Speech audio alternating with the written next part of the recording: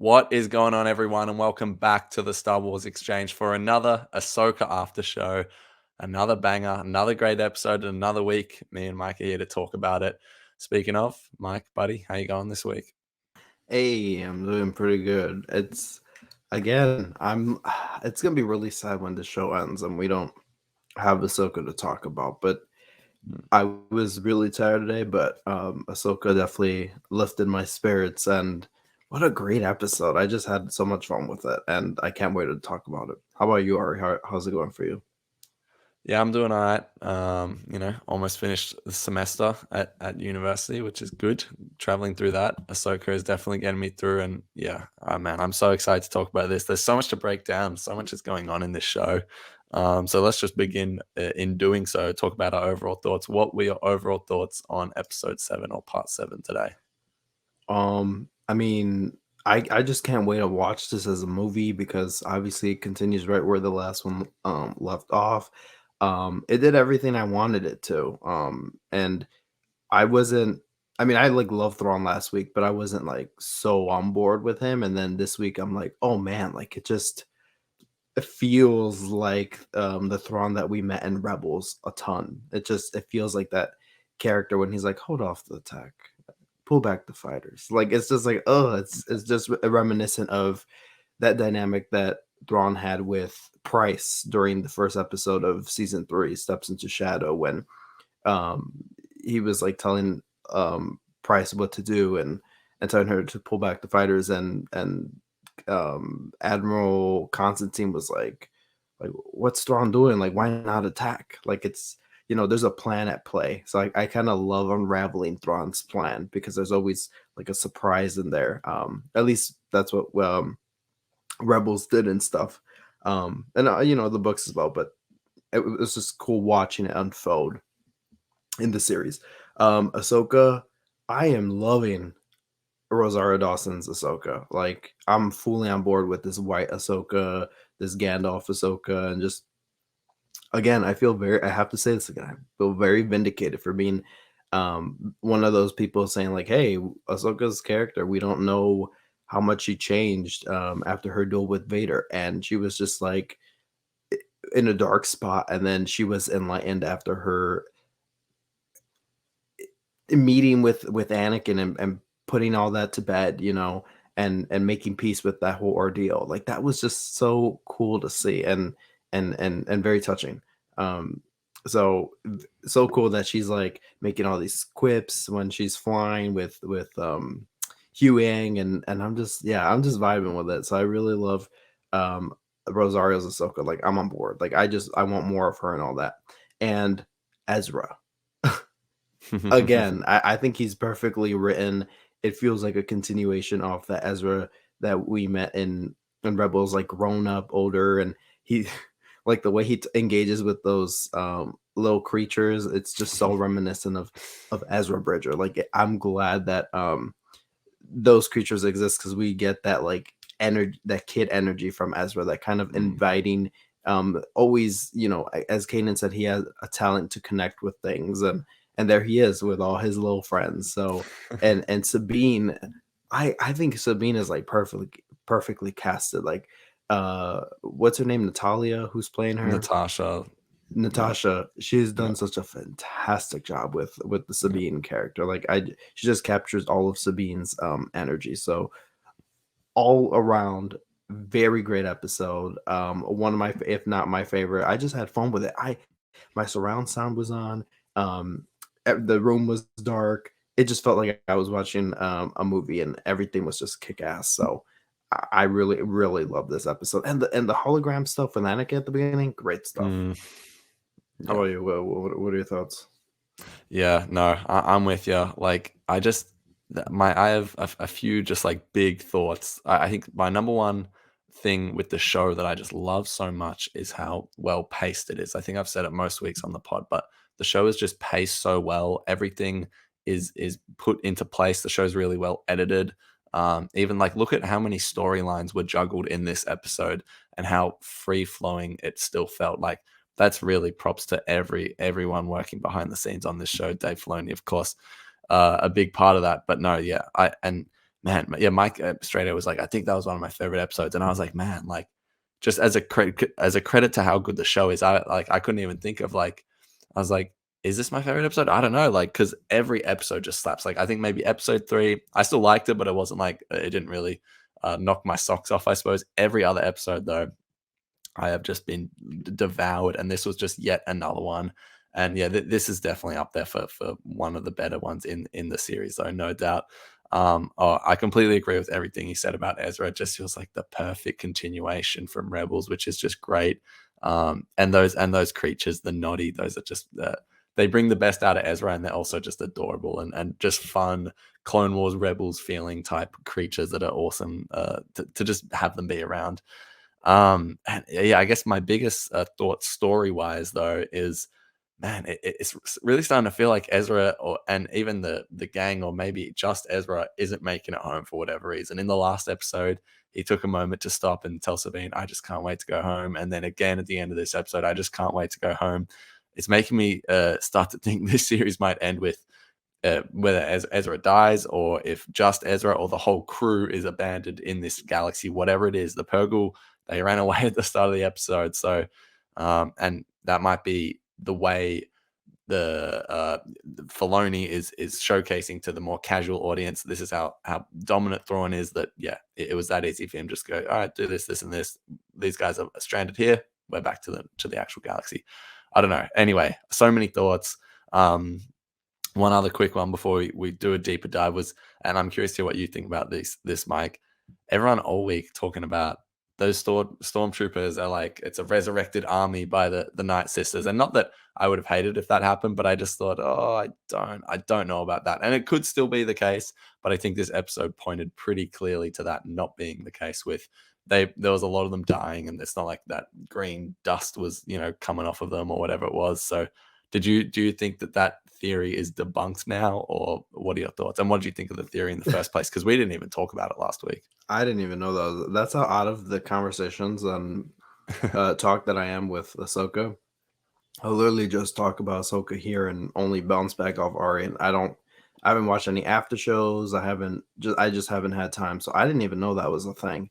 Yeah, it's been like, we even had it in our comments last week. It's been making the rounds around Really? all the corners of the internet. Sorry, Yeah, it's not I think just one thing I read. It's been I everywhere. did really. Yeah. Well, first of all, sorry about the comments. Thank you for whoever commented. But that's interesting. If that was the case, I would have been totally cool. But with that, it totally makes sense. But it makes sense that it's not at the same time. So that's actually pretty cool. But I mean, Thrawn survived, and the window was busted open. I'm sure all the people below deck would have survived as well, the stormtroopers. So, Yeah. and also I forgot to say last week on the stormtrooper note. Have you guys ever read Death Troopers from the Legends series, or from the Legends verse now? That's actually a very, like, now that Halloween's coming up, you should totally read that book. It's horror. It's like a zombie apocalypse, but in Star Wars, zombie stormtroopers. It's a very good book. I had a good time in it with it, and yeah, it's very reminiscent of like the eeriness of those stormtroopers that were there in abandoned. I don't know. It just the storage store feels abandoned and all that, and that's kind of what the book, kind of the atmosphere is. Anyways, so good theory, but obviously, yeah, I would have totally been on board for that. I gotta say Yeah. that's actually pretty cool, but I totally makes sense why that's not the case. Yeah, I think I would have been on board too if they decided to do that. I think I was slightly reluctant just because of the thought of like everyone on that Star Destroyer died and Thrawn is the only survivor. I didn't vibe with that for whatever reason. I thought, nah, like it would be cool to like just, I don't know, maybe in the future we get a from a certain point of view story of one of Thrawn's stormtroopers who was just abandoned in an unknown galaxy with him for like 10 years or whatever. Like I'm like, that's cool to me. But it looks like that is the route they're taking. Anyway, let's get diving into this episode because there's so much to talk about. And yeah, the first 5 minutes of this episode were great. We had Hera pretty much had to present herself to, I don't even know what the Senate Council or whatever, with Mothma, Ziono, etc. She's presenting her case. Ziono is just like on her backside about it. Does not want to let down on, I don't know, doesn't want to let his guard down, and he's really unhappy with Hera. But then, surprise, surprise, 3PO comes and saves the day. 3PO through the form of Leia, of course. And then Hera seems to have gotten off just fine, which I'm kind of glad they went this route. I didn't want to spend forever on this Hera having to defend her honor as a general or whatever. I like the way they played it out, and now she can appear in the finale in whatever form that she does. Um, and that can sort of just, I don't know. We don't have to go through a whole thing with her. It was cool to see 3PO again. I'd say Mon Mothma. She doesn't feel exactly like the continuation of the Mothma we get in Andor. However, I still really like. I still like, and I understand. A lot of times pass, and it's a different galaxy and whatever it was. And also, Chopper was great for his little cameo when Ziono said, "Oh, just a droid" or whatever, and I had subtitles on it. It said, Chopper interjects angrily or like something like that. I thought that was great. So yeah, that whole opening sequence, really good stuff. And I like narratively where that went. How'd you feel about it all? Yeah, no, you're so right about Mon Mothma not really lining up with that Andor Mon Mothma, but she certainly lines up with the Rebels Mon Mothma. So Mm, at least for true. me, at least I found it that way, and I love that we kind of see more of Hera and Mon Mothma's kind of relationship unfold here. And Mon Mothma was like, I don't know what you and Leia have at play here, but I kind of like that. But like again, I shared in previous episodes about Mon Mothma in Ahsoka. I don't get the kind of just the lack of energy from her when she was at the political front lines fighting for the people and whatnot. And I feel like she should treat any danger because she was wrong about the Death Star. Like she was like, "Oh, it's too early for an alliance. It's too early for this and that," and she needed to be convinced, and it still wasn't enough. And I just feel like I think I don't know. This might be controversial, but she's kind of a weak leader. Um, I don't. Yeah, that might be controversial, but she's kind of a weak leader. Like I love her. Like I love Mon Mothma, but maybe that's the point that she's a weak leader. So then the New Republic falls, and because cracks are glaring at this point, and I feel like it's obviously a bit different the politics than when the Supreme Chancellor was Palpatine was at in power, but which they took the Supreme, they took that off. I think it's Honorable Chancellor or something like that. But Yeah. anyways, I don't know. I just feel like Mount Magma doesn't have a really control on things, and I get it's democracy. They're letting democracy, work out, but it just to me, she just lacks energy. That's it for me. But Mm. overall, this scene was great. I loved it. I had a stupid smile on my face when C3PO walked in. I mean, it's it would be great to see a young Leia at this time. Like I think they totally should do one. We should see we've seen a young Han Solo. We've seen a young Luke Scout. We unfortunately seen a CGI young Luke Skywalker. We've seen a little Leia, but I would love to see like a young adult Leia at this time. After Return of the Jedi, I would totally love to see it. That's not deep fake and all that. I would just love to see. It would be very hard to because you essentially would be recasting Carrie Fisher. So it's it would be so kind of weird to see at first, but I would totally love it, and I think she could be very have a very um big presence in the story, and I think she already has one, but I think it would just be she would.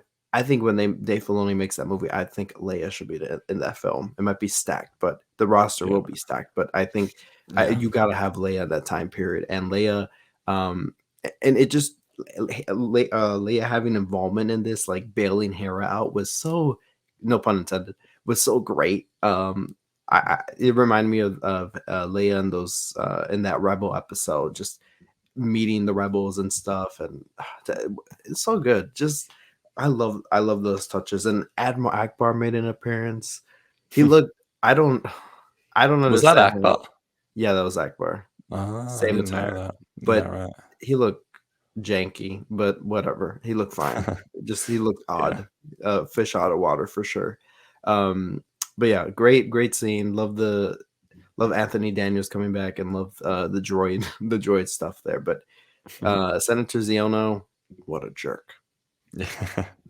Yes, he certainly is a jerk. But yeah, no, moving on from that, our first scene with Ahsoka after we haven't seen Ahsoka for practically an episode. Um, and she's training with the hologram of Anakin, which just reminded me so much of when she's looking at the hologram of him during Shroud of Darkness, I think the Rebels episode, and she actually says, "Oh, he recorded 20 of these for me," or something like that. So super cool to see Hayden Christensen in the attire, everything like that, and I guess that she still holds on to the parts of Anakin that she loves and stuff, which I think is really nice. But yeah, what do you think of this little training sequence? Yeah, total callback to that Shroud of Darkness episode. Mm. But nitpick, I retweet everything you said. Or what do they call it now on the app? Reposted. I repost everything that you Mm. just said. But um my one nitpick was she said this was the last of the recordings, or this was the last recording that he Mm. left her. But the Mm.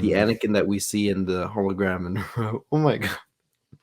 Such a nerd moment for the Yeah. hologram No, actually, I that know was exactly what you're gonna say though. Yeah. you know, that was intended to be an older Anakin with the longer hair, Yeah. and, you know, he had the training gear on and stuff, and that was just meant to be an older Anakin, so I'm like, okay, that Yeah. wasn't the intention, but alright." But makes sense, whatever, I don't care. But Yeah. it's a nitpick, like I said, it's a nitpick. I can totally attest to that, but overall, great scene. People were wondering if we would see Anakin in the series again, and there's your answer. I hope he comes in. I hope we see him like one last time. But that was cool, like that training scene, and he looked just. I loved it, like Ahsoka training and kind of just like well, obviously what Anakin said about like, oh, you know, there's uh enemies like Grievous. When he said Ventress, I was like, man, Yeah. Ventress Yeah. supremacy. Ventress is such an Uh, underrated character to this day. Yeah, love the Ventress shout out. That was great. And hearing that come out of Hayden Christensen's mouth, just crazy. And it's oh yeah. still weird to see him and Ahsoka interact or just be in the presence of in each other in live action. It's still mind blowing. Like I'm still very numb from that other episode from a couple weeks ago with the World Between Worlds. Like Mm. that is just I don't like the flashback stuff is like all right. What I love is the message, and I'm just still blown away by like them going back in the past with Clone Wars and everything. And still seeing Hayden Christensen in that attire is mind blowing to me. It's mind blowing. So great sequence. And Ahsoka looks great with the white lightsabers. I love the stances she was doing. Like I'm like, Yeah. man, if I had lightsabers, I would be totally mimicking those stances that she was doing just for fun. Yeah. Absolutely. But getting into the meat, I suppose, of the episode, Ahsoka and the Purgle, as soon as they exit hyperspace and they're in the new galaxy, they drop out into they call it like the landing point or something. They drop into a minefield, essentially. They call it Imperial minefield. And they're immediately under attack. And then Hu Yang says, well, at least the Purgle are giving us cover. And then, of course, they immediately jump away back into hyperspace. I think that might play into the narrative, the fact that they're now gone. And that was sort of our heroes, like one sort of way of getting back, unless they were to, take Shin and Baylan's and Morgan Elsbeth's little circle craft thingy. So that'll be interesting. And then they fly out of the debris they fly into the debris, I should say. And then Ahsoka finds herself stuck there. And then we get Thrawn figuring out at the end of the last episode, he said he wants to know everything there is to know about Ahsoka Tano. And then he finds out, oh, General Anakin Skywalker. And then for those that have read the Thrawn books, not me, I think Mike's read this one. Thrawn, of course, has a history with Anakin, and he pretty much plans his approach on how he's going to defeat or hold off Ahsoka on what he knows about Anakin. So yeah, very cool. What did you think of all that, Mike? Yeah, I love the callback to Thrawn alliances, sort of indirectly. Mm, Yeah, they Anakin and Thrawn have a history together. Um, Again, you could read that Thrawn alliances. They met on Batu in a very strange way, and the story takes place after Anakin. No, after Ahsoka leaves the Jedi Order. Um, Sometime after, so Anakin's out on Batu in the unknown regions investigating something, and him and Thrawn bump into each other, and they rely on each other. And then simultaneously, Thrawn just got demoted because of his loss on Adalon by Bendu, and he's paired with Darth Vader for a mission. And yeah, genius as he is, Thrawn figures out that Vader is Anakin. So I hope that comes into play for next week's episode. You know, because I mean that's cool that he has that correlation. But did you see the way he stopped and he was like, Anakin is Ahsoka's yeah. master, and his eyes just were glaring. He's like, "Whoa, I have Yeah. I have the long term game plan in my hands at the moment." Like he just struck Mm, gold with that. It could have been a random Jedi like, "Oh, Luminar Unduli, boring," Depa Balaba, boring. All that it could just been a boring situation there, but oh, Anakin poor Depa Vader. Balaba. I No, don't think she's boring. we love Depa, but I'm just saying the Anakin story Yeah, of no, I know becoming what you're Darth saying. Vader and all that. Depa, I'm sorry, but she died, but and very grueling in a very grueling way. But Thrawn has such a he just has a long term game plan. He struck gold. He struck the oil. Like it's Yeah, right there. Anakin, Vader, and plus even beside that, Anakin was such a, as he said, a very cunning Jedi, and he was um, not outlandish, but he was like he was just wild, unpredictable. unpredictable. Yeah, So he Thrawn knows what he's dealing with, and exactly what you said. He's everything that he's planning is going off of what Anakin would have done or anything. So that's how he uses to yeah, counteract Ahsoka. So that's very good. That was great. And yeah, I really want to see Thrawn use that notion that because I think it would benefit Ahsoka's character in a way, like after conquering that whole Anakin situation, Ahsoka did the in past couple episodes to now face Thrawn, and Thrawn kind of, I feel like he'll kind of use kind of like, oh, Vader was, well, how did you feel when Anakin turned to Vader, and try to use that against her, and then her being like, nah, I've made peace with it, bro. Like back off, sort yeah, of yeah, deal. yeah, That would be, that would be really cool. I don't know if they'll get to squeeze that in and all the madness that's gonna happen next week, but that would be really cool if they did. yeah. No, absolutely. I retweet what you just said as well, except minus the Depa Balaba hate. Shout out Depa Balaba. Oh, we love Mr. Baba Balaba. But we moving on from that, we get on to a scene with Sabine and Ezra, and they're pretty much catching up. This is one of my favorite scenes of the whole show. I'm sure you loved it as well. They're pretty much catching up. We find out finally what Zeb's up to, and he's training recruits. So yeah, that felt like a bit of a cop out. I said, I was thinking, come on, Filoni, we all want him in there. Throw him in the last episode or something. I'm starting to think that's not going to happen though, just with the way the narrative's going. But at least Zeb got a shout out or a mention. And yeah, they catch up, and really there was not the scene was sort of filling us in with, oh, so Ezra's found this out and this out and this out, just so you guys know. It wasn't like we didn't really get to see his reaction to, he was just, oh, so now just to summarize what you just said to me, Sabine, the Empire's defeated, but, and I was like, oh, all right, I see what you're doing. But anyways, in the midst of this, Ahsoka and Sabine make a connection with each other, which I thought was cool to see, just in the sense of, I'd much prefer Sabine do something like that with the Force than like, move a cup, you know what I mean?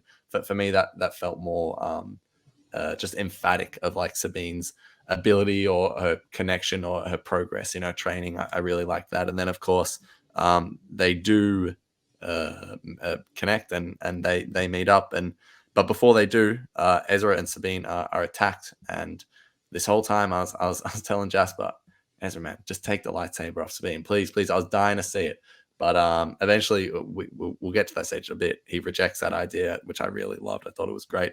But they're attacked, and they I don't even know what to say. What were your thoughts on this? I guess because in terms of I don't know what to say because I'm not asking you much. But what were your thoughts on just that whole catch up and then Ezra and Sabine getting attacked and watching the two in action again together? I suppose that's my question, and the Force connection. Bit to dissect here. Yeah, there's a lot to dissect. By the way, last time I forgot to mention the entrance was very cool with the space whales. Space whales were great, and I love the way they were exiting. And if you have a surround sound or even just a bar, I forgot what they call it. Maybe I forgot what it's called. But if you just have a sound bar, it is amazing. The sound effects, like again, amazing.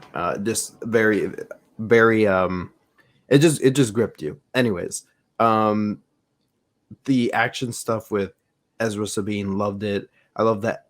Like I just want to see. It's like I kind of feel a little blue balled with Ezra and the lightsaber because I want it. Like I want it. They're really just using that term on the show. We have used it before. I used it in code once. Okay. Apologize. I've been blue milked. Is that if you're a younger listener, please don't Google what Mike just said. Oh no. You've been blue milked. Go on. Yes.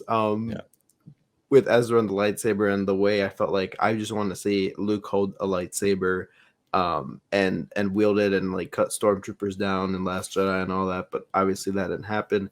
And I was like waiting for the moment this week that Ezra got to be reunited with his lightsaber and use it, but that wasn't the case. But he was cool. Like he's like, no, the Force is my ally, and he used it. I'm like, you know what? Kanan would be really proud of him because Kanan would always try to not really use his lightsaber as much, but he would use it, but not as much, and he would definitely just take a measured approach to things. And Ezra was just ready to fight with his hands and the Force, and that was great.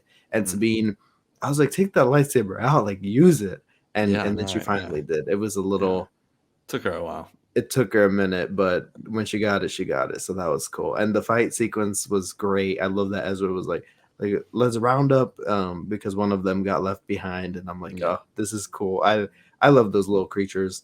And then to catch up with Ezra and Sabine, I was like, yeah, this is great. Like he's like, oh wow, I missed out on a lot. And yeah, the writing isn't great because it's like, great, recap the conversation for us. I would have loved to sit there with Ezra and Sabine tells him all this stuff because exactly like you said, we want to know. And I think we'll see Zeb next week. I think there's always a possibility, but I think there's a big chance we'll see Zeb. I feel like Hera might tap him to go and do whatever. That's how they could do it. Yeah, because I was going by the logic of if our crew gets stranded in the galaxy, but that's a good point. Maybe we see him co-piloting the Ghost with Hera or something. We gotta have Steve Blum back. Like we just have to have him. So we already heard him in Mando, but he's just got to come back. And I forgot that Zeb was even a Mandalorian. What a Zeb's a Mandalorian. No, Zeb is in the Mandalorian. Oh, Zeb's in the right. I was like, oh man, did I miss something? I think you missed a couple.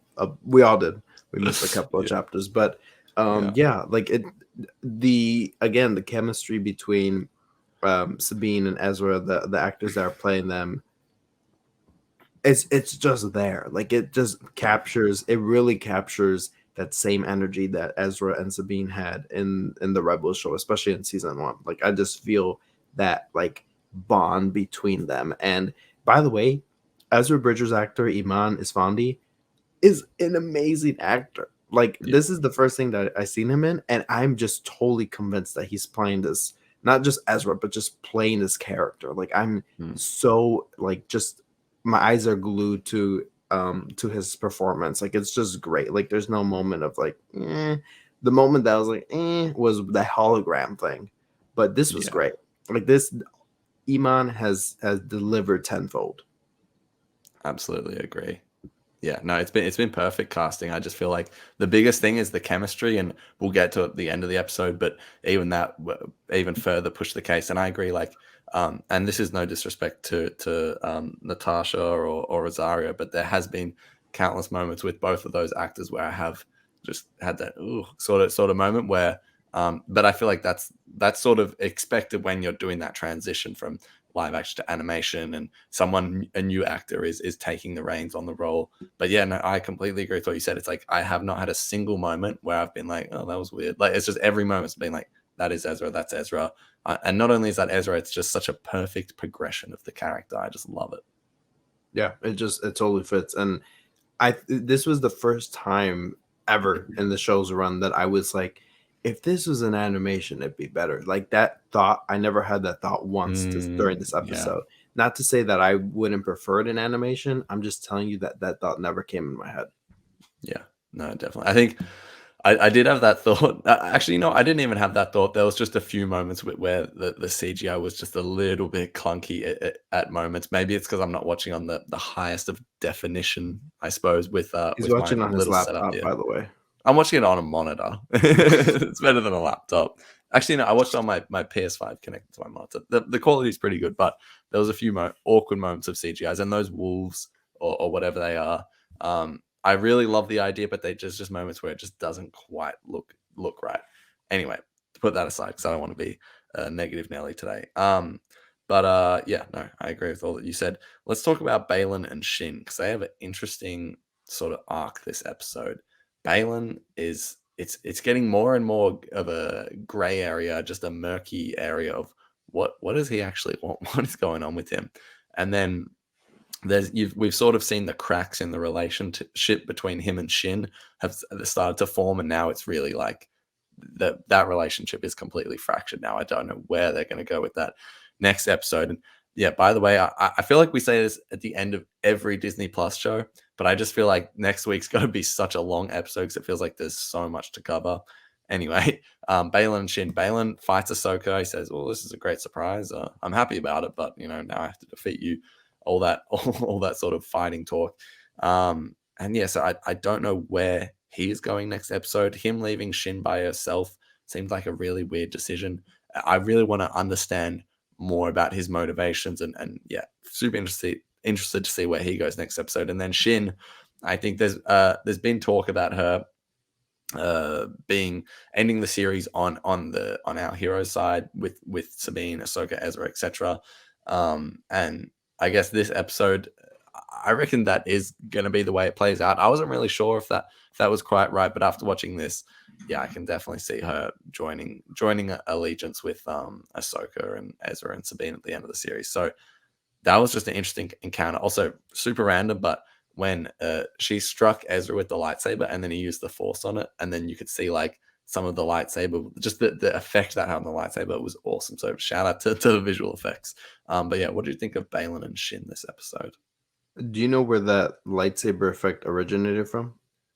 Was I've definitely seen it before. Is it one of the animated shows? Nope. No. What is it? Tell me.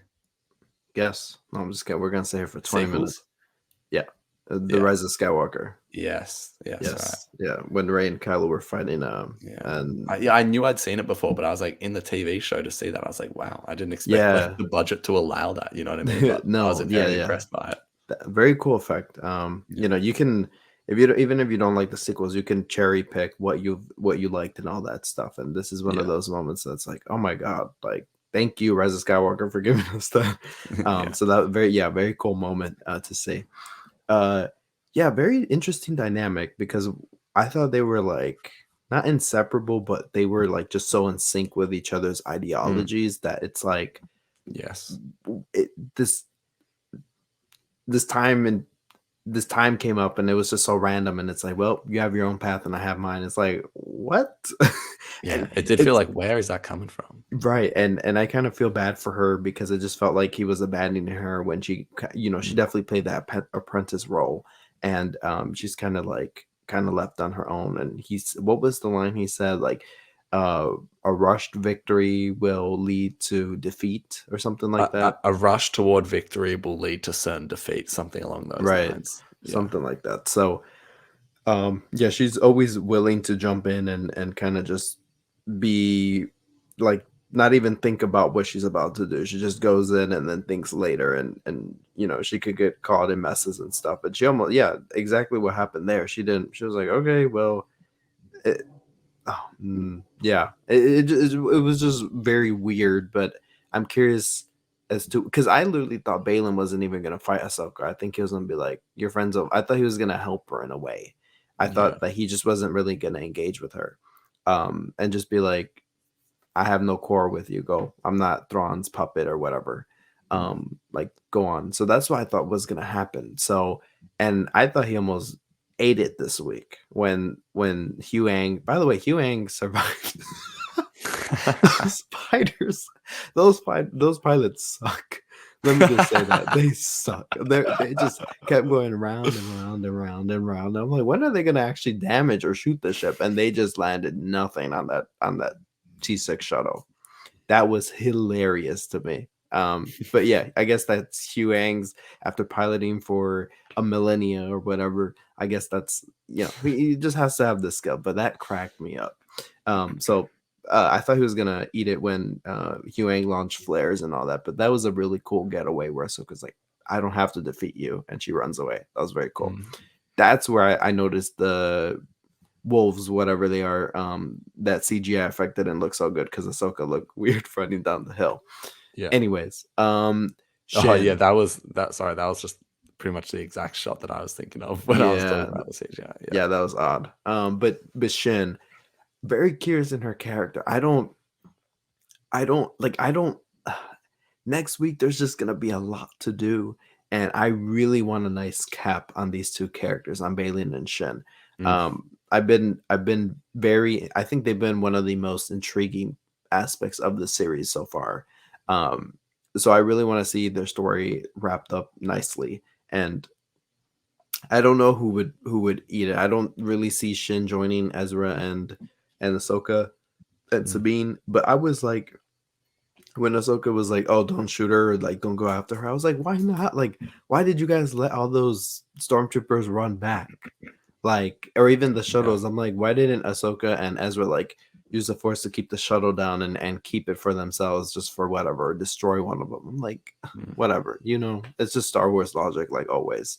Um, To me, I was sort of like, yeah, it just made sense with Ahsoka's character, and I don't know, maybe this is just me clutching at straws here, but I sort of just felt like, yeah, fair enough, Jedi way, let them go type deal. Like they're just Yeah, I stormtroopers. I mean, don't know. no, for sure. I'm just like, Yeah. there's a way of being a Jedi and a way of being smart, and they Yeah. it just Well, was mate, have not you being watched smart. the Clone Wars? The Jedi are not very smart. Yes, I think I watched it a couple times. Yeah, But yeah, yeah, that but show. but Baylan, yeah, Baylan. Genuinely, I'm confused by his character. I have like really no take because if he let Shin, he was gonna let Shin go off to her demise. I literally thought he was just not gonna fight Ahsoka. And even Thrawn was like, "We're missing Lord Baylan in the battle," and I was like, "Oh, okay." So I don't know if he's gonna get reprimanded. What's his play? His play is he wants to put an end to this cycle, and I don't know if that means that he thinks by joining Thrawn, he's going to put an end to that cycle, or he's going to kill Thrawn and take over his little stunt or movement to put an end to the cycle of rise and falls of empires. I don't know. Like I'm very intrigued. I love this. I love that we get Yeah, to sit here and talk, and that the path isn't so direct. yeah, But and I trust Filoni, but I really hope that it's resolved. And me we're too. not left in the dust about it. I don't think everything needs to be spoon fed to us. And I'm not saying next week we should be spoon fed, but we should be given something about what Baylan. I don't want this to be a loose end that we talk about in a couple years. Yeah, whatever happened with Baylan? Remember when he said this Yeah, cool yeah, line and it yeah. went nowhere? Like, you said the cool line, now follow up on it. Yeah, circle back. He said something about starting a new beginning, didn't he? In Right. the last episode, like, yeah, no, I'm with you. I feel that way with everything in a way. Like, I'm perfectly fine for there to be sort of a cliffhanger with sort of like Ahsoka and Ezra and stuff into sort of like that we know is going to be answered in due course. But yeah, with those characters in particular, I want like a nice for them to come and circle back that story. And even just I really hope they just stick the landing next week, because Book of Boba Fett showed that if you don't stick the landing, you can. Sorry. Yeah, Book of Boba showed if you don't stick the landing, like people will just look back on the series as crap. And even if they don't, excuse me, next week, I don't think that we will necessarily look back, because the series has just been so consistently good, at least from my perspective. But yeah, I'm really got my fingers crossed for a satisfying conclusion to the story that allows for, we know this is just the beginning of Thrawn and hopefully Ezra and Ahsoka and stuff in this universe. But hopefully it leads to something more, with still having a satisfying conclusion to this series. Yes. But did you have a thought? Yeah, first of all, Ezra, random thought. Ezra didn't, I wish they said that, this is so random. I wish that Sabine, or they had meant that she could have said it, but I wish Ezra had been like, wait, so Hera and Kanan have a son? Yeah. I would have loved that. I would have loved, because Jacen is in the show. It's not like he's we haven't seen him before, and then the audience would be confused. That would make sense and kind of not validate his character being in the show, but it would be like, oh, it adds that kind of extra layer of importance to Jacen's character. Yeah. So I just had a thought. What if Ezra is Jacen's master? Oh man, don't make me cry. Come on. That would just be unbelievable. Don't make me cry. That's and that leads me to my next point. I hope the finale makes me emotional in a way. I love when Star Wars makes me emotional, gets the emotions out. Kenobi, what a rough series, very rough. But the finale was still rough in ways, but it was very emotional at the end, and it just made me look back on the season in a nice way. It left me enlightened, and it made me cry because I was able to personally connect to the ending there with Obi-Wan and Luke saying bye and watching over him. It made me, and being, or saying bye to Leia as well. Like, it just made me cry and made me feel emotion. I hope Ahsoka does that for me. Like, it just, I don't want to go into this business. I want to cry, but I want to feel emotion. I want to feel emotion like I did when Ezra and Sabine reunited. I understand that Thrawn's the big bad guy, and I don't know, like, does he have to win? And does it have to end on a win from him or defeat? I don't know, but I really don't. Yeah, I don't know about that, but I really just hope it just puts a nice cap on everything. And as we're saying here, I just want to be emotionally moved by it. Absolutely. I know, I'm with you. And one last thought on Jacen is maybe Sabine just isn't telling him, and then that leads to like a scene between him and Ezra being like, do I know you? Like, or something like that. And then maybe that's that emotional sort of pull that we're talking about. So yeah, there's still so much to just be answered and to find out about Ezra. Like, this is the main character of a 4-season show coming back to a galaxy that so much has happened in the last 10 years. Like, there's just so much still to be answered, so much still to be done there, so much to play out, and only one episode left. So I'm like, that's why I'm saying, please be satisfying. I understand there'll be stories coming afterwards, but yeah, let's please get a satisfying end. A few random notes before we continue on with the episode. I loved in the fight that when the Noti did the slingshot thing, and then Sabine's like, well, what is that? And then Ezra's like, they're peaceful people. I'm like, yes, like, I just love it so much. I just love everything about those Noti people.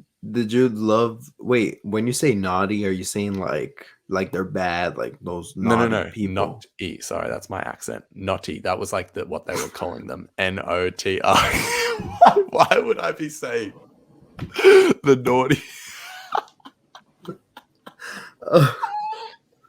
Oh no! We're the naughty. Not so. I understand.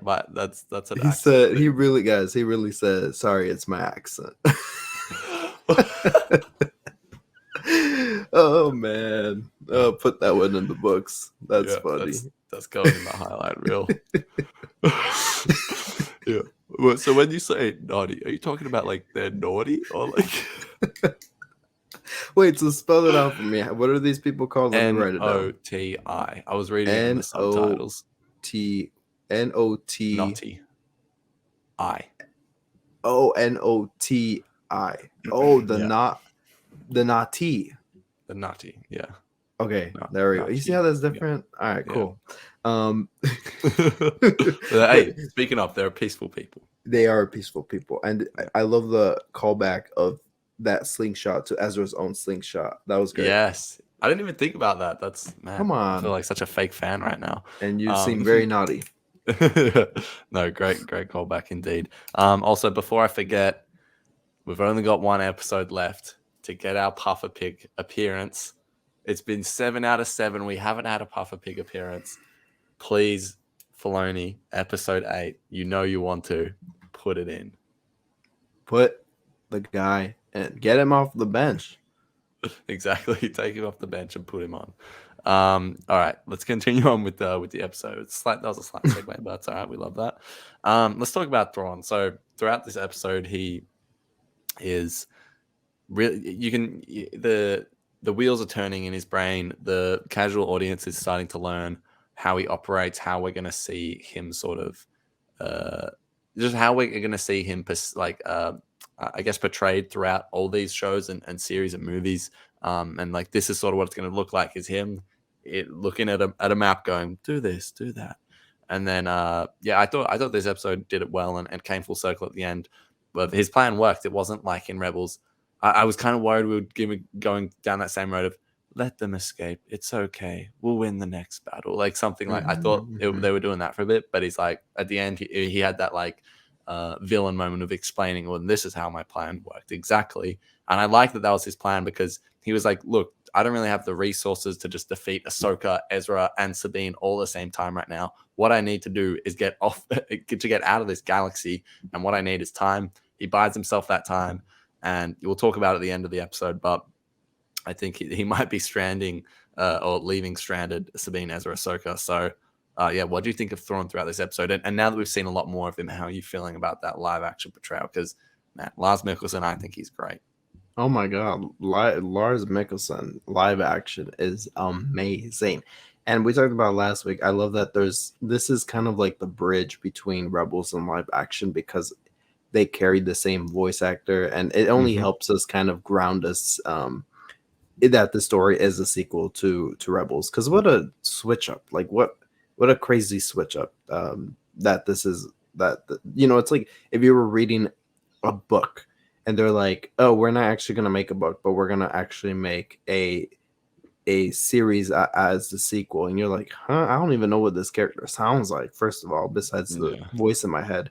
So, everything is going to be very different. We're going to be introduced to new concepts and all that. And with that, it was kind of shaky at the start for me for Ahsoka with Hera and all that. And I thought it started off strong too, though, but I was still kind of like, it just doesn't, it feels like different characters. But now that we're reaching like the end point, I'm like, or have just spent time with them, I'm like, that's Hera, that's Sabine, that is Thrawn. But Thrawn has just made it feel all the more like a Rebel sequel. And it's just funny to me how it's like the title is Ahsoka, and it's just, it is, but it's not. And I wish they didn't call it Ahsoka. Really, they could have come up with so many better names. I think we threw one around in the first podcast we did about the show, but that's like one of my biggest gripes with the show is the fact that it's called Ahsoka and it just doesn't need to be. Right. Yeah. Well, we'll live with it. But I agree. But Thrawn's plan too was it just the ending moment where he explains everything totally reminded me of when he figures out who Fulcrum is in Rebel season 3, and he's like, and I will prove that Fulcrum was more useful to the Empire than Callus ever was. So cold, and he had that moment. It's like, and she bought me something that she doesn't have, time. I was like, oh. Yeah, he did it for me. So Lars Mikkelsen and the writing, like the writing could be so bland for everything else. Hera would be like, good luck. or just the very cliche stuff. But with Yeah. Thrawn, we get the more nuanced kind of approach to the dialogue, and everything just feels like it matters. Everything he says matters and stuff, and nothing is relied too much on cliches or like predictable of what he's gonna say. So I think Yeah. the writing for him, and who was the other character that we had said that the writing was, oh, Baylan Yeah. and Thrawn, the writing is just there. It's Yeah. punctual, meaning, And and Ezra. yeah. Yeah. And you're saying and Ezra too? You don't reckon the writing's pretty good for him? I mean, yeah, but I'm it's not a good. stan. Okay, okay, Okay. interesting. But real quick, I wanna go back to one of the points you said about like the transition and everything because I felt similar. Like yeah, like these like they feel familiar but not quite the same. This episode with Hera, like once that scene was over, I was like, oh my god, I forgot that was a different actor because in my head I was like that was just Hera. So shout out to Mary Elizabeth Winstead, I think that's her name. Mhm, Because yeah, I thought that was the strongest she had been all series. It was in that scene, and I was just like, wow, this is Hera. But I think the mhm, writing's pretty good for Ezra. Maybe last episode, his one of his first lines of like, "It sure took you long enough." I was like, oh god. mhm, mhm. But anyways, let's talk about how the episode ends. It's pretty damn sweet, and it so felt like the end of a Rebels or a Clone Wars episode. I know we say that about so much things. Oh, it feels like Rebels and Clone Wars, but this truly did. I could just imagine like the credits coming in for Clone Wars, like da da na na na na, or with I was Rebels. waiting for that. You're so Yeah, right. I was exactly. waiting for You're so right. I Yeah, was literally waiting for just with that. that like that shot of all the community, the heroes in the middle. Even like if the Rebels credits rolled, it would have fit perfectly. And I was like, man, that was just so You're sweet. so And the right. reunion between Ezra and Sabine. What am I talking? Ezra and Sabine with Ahsoka was great because I was sort of like Sabine and Ahsoka were like having a Yeah. big chat, and I was like, can Ahsoka, like you haven't seen Ezra for 10 years, he's standing right there. But then she's like, well, if I didn't come, I wouldn't have had this reunion right here. And I Oh, was like, that oh was so man, that was so touched. That was so good. That made me smile stupidly, and I just in that moment I felt like crying. I genuinely did. hell yeah. No, but yeah, what did you think of that ending scene and just the whole reunion, even with even just the Ahsoka Sabine one? I just said it. I want to cry. It was so good, and yeah, like it just I'm still kind of like about how you said not everything feels like it fits directly like from Rebels, Yeah, yeah. like as you were saying, like that kind Contextually, of it feels a little out of right. touch. Yeah, Because when Ahsoka was like, like Ezra's like, "Come and find me." It's like, "I promise I exactly what I was will." thinking about all episode. You know? Yeah, And that has a double meaning, right? Because it meant, like, genuinely go find him right now, like, yeah, but it also means, like, "Oh, hey, like, when I'm lost, come find me." So it was, like, double meaning that it's like when you watch back the series, like, "Oh, wait a minute." So, double meaning. yeah, I'm kinda sad that they didn't follow up on that second meaning of that. I'm kind of yeah. Me upset too. about that, but still, I love that duo that like, every time I watch World Between Worlds and Ahsoka, like 'cause Ezra saved Ahsoka. Like, the only Mm, reason Ahsoka is there is because Ezra saved her. So, I yeah, hope that kinda is mentioned in the series. Not that it has to be mentioned, like, every 5 seconds, but mm, she could just say something like, "Remember when you kinda saved my skin?" yeah, Something like that, yeah, because Ezra did save her. yeah, And that reunion when Ezra's older and Ahsoka just gets pulled out from fighting her master, and it's like, "Ezra, you're older," or whatever, and he's like, "Yeah, things have changed," or something like that, and it's just yeah, emotional, and then you get here where it's like, oh my god, like, exactly when I'm like, "Why are they talking?" Like, Ezra's standing right there, the whole reason they're yeah, there, yeah, and she's yeah, like, "I would've missed this for you." I was like, "Oh, that was very well done because I was, like, yeah, stunted. I was like, "What's going on?" And very nice, surprise there. But yeah, yeah, I just felt emotional by that. Love that Ahsoka was standing in the middle, Ezra and Sabine to her sides. I'm like, man, mm, man, just if you like, let's go back and rewatch like Rebels season 2 when they're with, I thought when Ahsoka first climbed down the ladders of the ghosts and met Ezra for the first time, it's like, yeah, just it genuinely touched my heart to remember that moment and he was just freshly scarred and everything into the Mm, moment where they are now, and I'm just like, yeah, this is great. Like this is uh very touching to the heart. And obviously, as a big Rebels fan, just a big week today, big week. yeah, no. Oh, it was a beautiful moment. Great ending to that episode. I can't emphasize enough. I was so ready for a Clone Wars or a Rebels credit roll after that Yeah, shot of the that's community. so because I felt like something was missing. I'm like, when the Yeah, credits rolled, I was like, huh. But you now it makes sense because I was waiting for that Rebels ending credits, yeah. like dun dun. I was so waiting for it. Yeah, yeah, for sure. Well, that's really the episode, but I think there's still a little bit more to talk about because, yeah, well, let's just say, let's just give some. This can be our finale predictions that probably won't happen, or what do we think will happen? I'm gonna start because I've been hinting at it all episode. I just have this feeling the way Ezra keeps saying, "I just can't wait to go home. I just can't wait to go home." It just makes me think that he's not gonna make it home, whether he dies, whatever that is.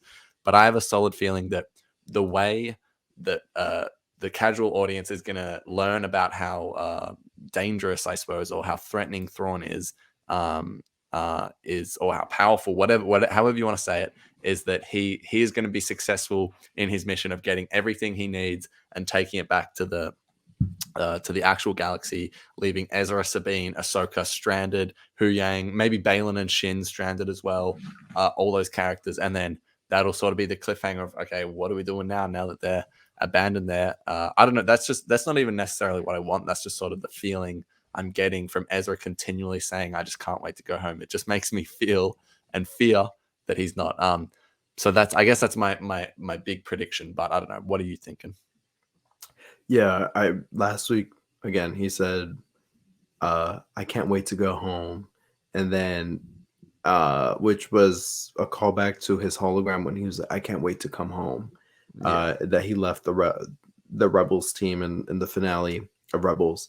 And then he said again this time, like, I can't wait to go home, or I'm going home, or something like that. And I'm yeah, like, they're saying this awfully a lot, that I'm kind of getting a strange feeling because I felt the same. I'm like, I don't yeah, think he's going home, and it's the yeah. finale. I'm like, um, I could totally see them being stranded out there and having the fight with Thrawn, but I don't like that. Also leads to a bigger discussion because this. I Do you think Thrawn escapes and into escapes that galaxy? Absolutely. Yeah. Yeah, I think so too. Like, there's no doubt. Like, Yeah. there's genuinely no doubt. They didn't bring back Thrawn so he could lose. Yeah. At least not so quickly. No. So I think He'll be he's the big bad of the Filoni movie. I'm like, yeah, he will. so sure of that. Yeah. So there's no way that I'm just trying to see how it plays out, but maybe the whales come back Mm, and they pick them up and they go back again through the mouth. mm, But but I would totally be elated if the whales came back, destroyed the hyper ring, and we're mm. back where we start.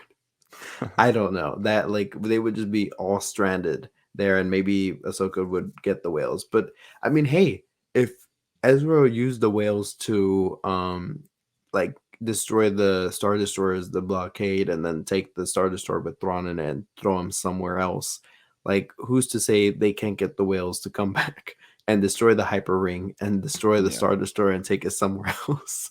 I Yeah. don't know. I mean, I I hope the whales are not used like I'm sorry. I hope the Purrgil are not used like that again, because I think it was not it was a one trick pony, but I definitely think that was its own special thing where I'm like, oh my god, that was like wacky, goofy, crazy, unpredictable, like unseen, but that was at the end creative.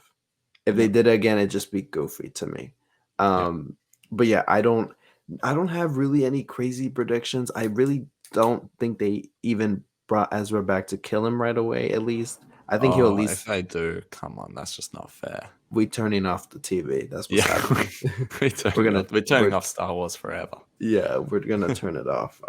So I hope that's not the case either. But I don't have any crazy predictions because there's so much happening that there's just too much to not too much to keep up with, but just too many bets to put on the table right now. Like, Yeah. everything is possible. And Exactly. I have a strange kind of I don't know, like I totally saw Ahsoka die in this episode for some reason. Mm. I don't know.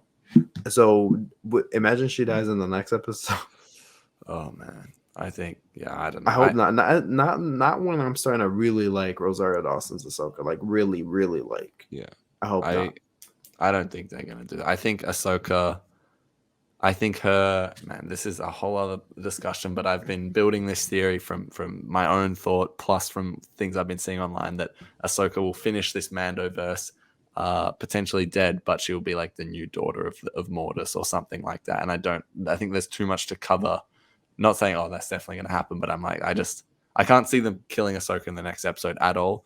But especially because her story won't come to a satisfying close, I feel like. But I literally wrote in my notes, anything could happen. Like, I'm just saying one bit of it. There's still so many characters at play, and what I said could be completely redundant next week. So, yeah. But before we go, let's rate the episode. You go first. What's your rating of episode 7? Damn. I rated last week's a 9 out of 10. Yeah. And I like this one better. 9.5 out of 10. Wow. Okay. I think I'm gonna stick with 9, just because it just feels right. And this whole series just feels like a 9 out of 10 to me, and it felt just on par with everything. I would so give it a 9. I just last week I just really liked this episode a lot more than last week, and I'm not I thought last week's was great, but I genuinely was just like vibing with Ahsoka's like heroic moments and Ezra and Sabine, and then Thrawn's evil moments. I was like, man, like all around it, I just felt like everything was a 10, 10, 10. So I just really like this episode. Yeah, I think I'm gonna have to give it 9.5. Very nice. All right. Well, that does wrap up our Ahsoka After Show. We've got one left. Next week, we're doing things a little bit differently. We are going to release a kind of like we did with Mando season 3. We did it with Obi-Wan, I think. We'll have we'll drop a video as soon as we've watched the episode, which will be straight away, maybe 10 to 15 minutes, talking about our immediate reaction. And then the day after, so Wednesday, if you're living in the US, we'll do a live stream at some point in the evening, which will just be our normal Ahsoka After Show. But of course, you can engage with us in the comments. That's the plan as of now. If it changes, we'll let you know on the socials. So yeah, make sure you tune in for that. We're so excited for next week of Ahsoka. So much to talk about, so much to dissect. And yep. And I just want to, I forgot to say this at the beginning of the show, Sure. Yeah. but thank you, Hasbro, for sending this my way. Yeah. They sent me a whole box of Ahsoka to celebrate the release of Ahsoka. And this Black Series figure doesn't come out till November, apparently. So I'm like crazed out. Like I was a kid collecting all these figures and stuff, and they sent this to me, and it doesn't come out till November. Yeah. Like, isn't that insane? So make sure you lock it in your safe, because I'm gonna come nab it from your shelf. Like, I don't even want to open it, because this is season 3 Ezra and season 4 Ezra, and obviously that's awesome. They have Iman's face on here, but this is just great. So shout out Hasbro for sending me a care package of all the Hasbro stuff, and they sent me a T6 shuttle. After the episode, I want to open it and play with it, because that was great action that we got this week, and obviously looking forward to next week and the finale, and we're in for a crazy time. As I like to say for every finale, because the setup is usually good. I even for all the series, the penultimate episode of this season they've all like stuck the land. Even in Mandalorian season 3, we're like, oh, this could go somewhere. Like the Supreme Council here of the Imperials, like this could go really somewhere, and it didn't. But we have that optimism. So and for me, Ahsoka has just hit every single week. I think the episodes have been like from great to amazing. So next week is going to be great. And as Ari said, pay attention to the socials, because we'll be posting some of the updates of what we'll be doing and whatnot. So yeah, absolutely. But yeah, that wraps us up for today. If you haven't already, please like the video. If you're watching on YouTube, subscribe to the channel, all that. Leave a comment, let us know what your thoughts are. We're not the best at responding, but we will get on top of that, and love engaging with you guys. If you're listening on a audio platform, please give us a 5-star rating. It goes a long way to supporting the show. You can follow Mike at all_Star Wars on Instagram. You can follow me at Star Wars_Exchange on Instagram. But most importantly, get around the podcast page at the SW Exchange on IG. So that's where you can find us. But yeah, I guess the number one spot to find us is on this channel next week, covering the finale. It's going to be great. Looking forward to it. We'll see you all then. But before that, may the force be with you. See you later. Adios.